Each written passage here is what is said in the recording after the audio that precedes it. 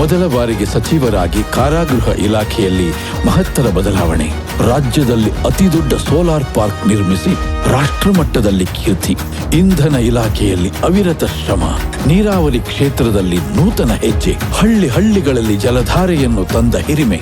ಇದೀಗ ಬೆಂಗಳೂರು ನಗರದ ಸೌಂದರ್ಯಕ್ಕೆ ಹೊಸ ಮೆರುಗು ತರುವ ಪರಿಕಲ್ಪನೆಯತ್ತ ನಮ್ಮ ಹೆಮ್ಮೆಯ ಉಪಮುಖ್ಯಮಂತ್ರಿ.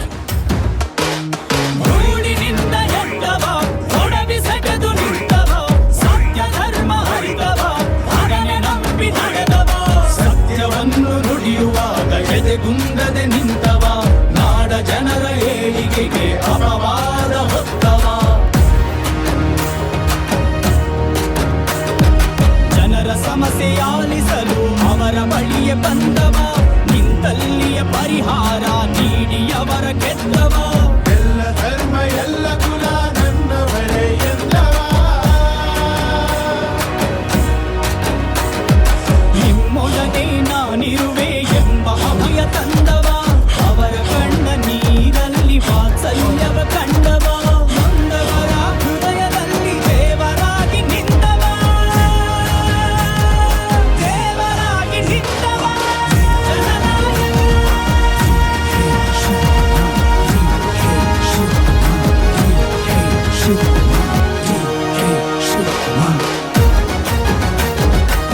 ನಾಯಕತ್ವ ವಹಿಸಿಕೊಂಡು ಕ್ಷಣವೂ ವಿಶ್ರಮಿಸದೆ ರಾಜ್ಯದ ಮೂಲೆ ಮೂಲೆಯಲ್ಲಿ ಮಿಂಚಿನ ಸಂಚಾರ ಮಾಡಿ ಕಾರ್ಯಕರ್ತರನ್ನು ಹುರಿದುಂಬಿಸಿ 2023ರ ವಿಧಾನಸಭಾ ಚುನಾವಣೆಯಲ್ಲಿ ಕಾಂಗ್ರೆಸ್ ಪ್ರಚಂಡ ಜಯಬೇರಿ ಗಳಿಸಿ ವಿಶ್ವವೇ ರಾಜ್ಯದತ್ತ ತಿರುಗಿ ನೋಡುವಂತೆ ಮಾಡಿದ ಕೀರ್ತಿಯಲ್ಲಿ ನಮ್ಮ ಡಿ.ಕೆ. ಶಿವಕುಮಾರ್ ಅವರ ಪಾತ್ರ ಸಿಂಹಪಾಲು.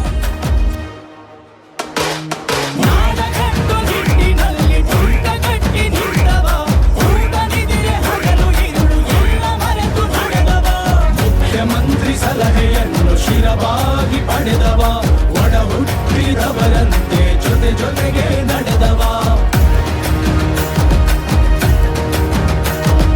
ನವನೂತನ ಚಿಂತನೆಗಳು ಅಪರೂಪದ ಕಲ್ಪನೆ.